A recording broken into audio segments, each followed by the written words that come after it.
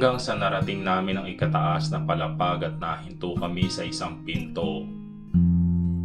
"Eto ang kwarto mo," sagot niya na kinagulat ko. "Ako? May kwarto ako dito?" Gulat pang tanong ko at ngumiti siya.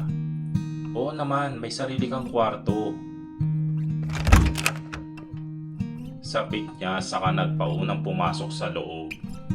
Puno ng katanungan ng sarili ko at hindi ko alam kung anong nangyayari. Pero gayon pa man ay sinundan ko lang siya. Pagpasok ko rin ay nagulat ako nang masilayan yung nasa loob ng kwarto. Ang ganda, ang laki. Kapansin-pansing napapalibutan ng paborito kong kulay ang kwarto at halos puro kagamitan doon ay kulay pula.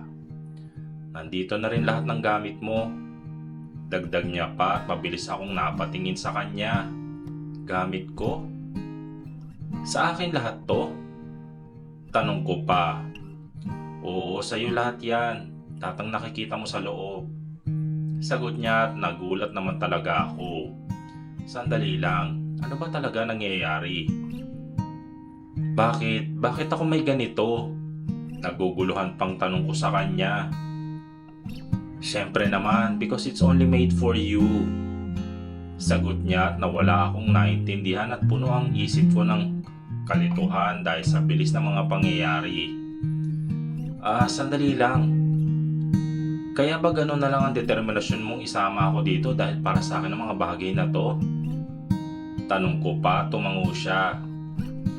"Pero bakit? Ano bang meron sa akin para gawin mo ang mga bagay na ito, ha?" Hindi ko na mapigilang itanong sa kanya at natigilan naman siya. "Wala namang espesyal na katangian sa sarili ko pero bakit may ganito akong natatanggap galing sa'yo? Dahil ba yung tungkol sa 97,000 na binalik ko sa'yo nung nakaraan?" Tanong ko pa, tumiling agad ito.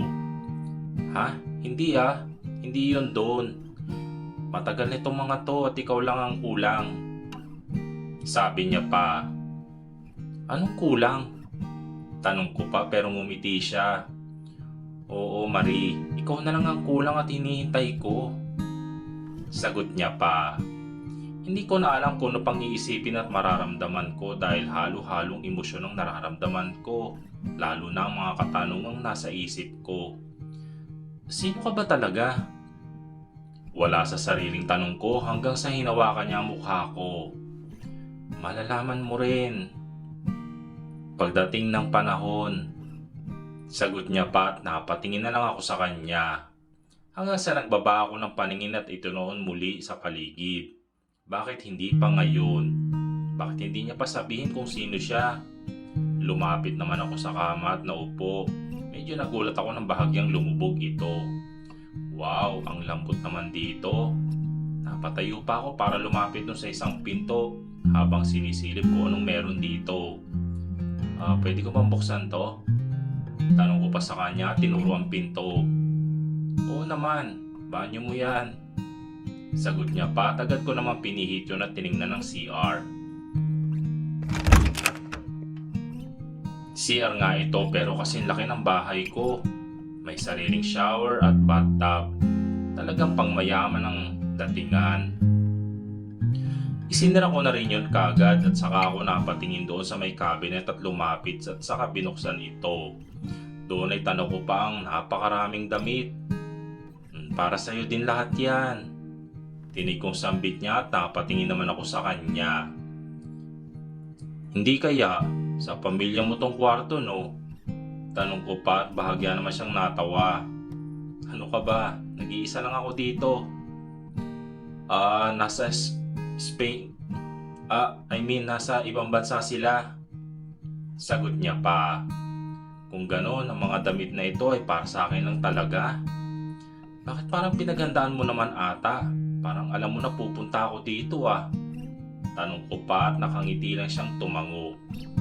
Dahil tulad nga sinabi ko ay ikaw na lang ang kulang at hinihintay ko. Para sa'yo talaga ang lahat ng mga yan. Lahat ng mga kagamitang nakikita mo dito." Sabi niya pa. "Salamat ha, pero kahit laki ako sa hirap ay hindi naman ako humihiling ng material na bagay." Sabi ko pa.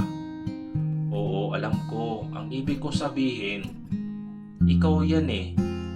Alam kong kahit simpleng bagay, basta galing sa puso ay tatanggapin mo.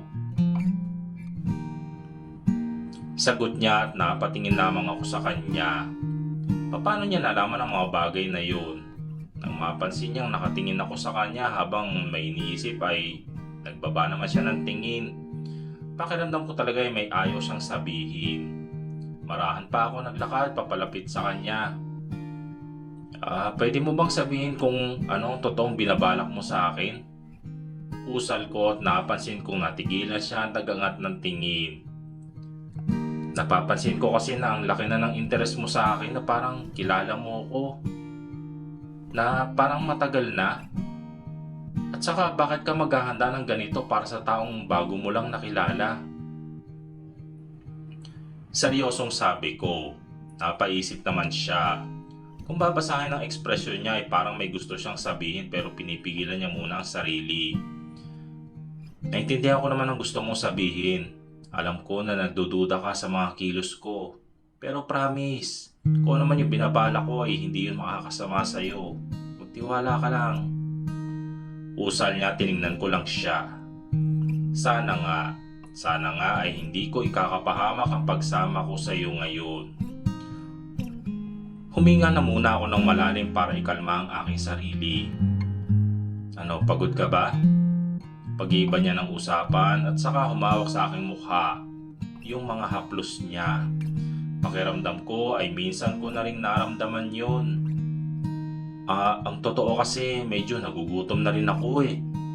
Sabi ko dahil wala akong hapunan kagabi dahil nga nag-inom nga ako. Hanggang sa ngumiti naman siya. Ganun ba? O tara, doon tayo sa kusina. Sabi niya at wala sa sariling tumango naman ako at nakasunod sa kanya. Muli ako napatingin sa may paligid at pinagmasdan ng kalakihan nito. Ngayon pa lang ako nakapunta at nakapasok sa ganitong klase ng bahay. Pagbaba namin ay may nakita kong mahabang table at ang daming pagkain na nakahanda ng mga katulong. Good evening po. Dinig kong bati ng mga katulong at tumango naman siya. Upo ka. Sabi niya pa at pinaupo ako. Salamat. Sagot ko naman. Dami namang pagkain. Kumain kang mabuti ha. Kumuha ka lang ng kahit anong gusto mo dyan.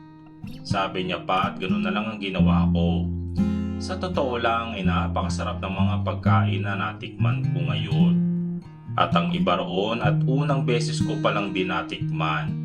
Hindi ko alam pero parang ang sarap siguro mamuhay sa ganitong lugar. Muli akong tumingin sa kanya. Siya nga pala, hindi ko man lang alam ang pangalan mo. Sabi ko at nag-angat naman siya ng paningin. Kilala mo ako pero wala man lang akong idea kung sino ka. Bakit nga ba hindi ka magpakilala sa akin? Tanong ko pa.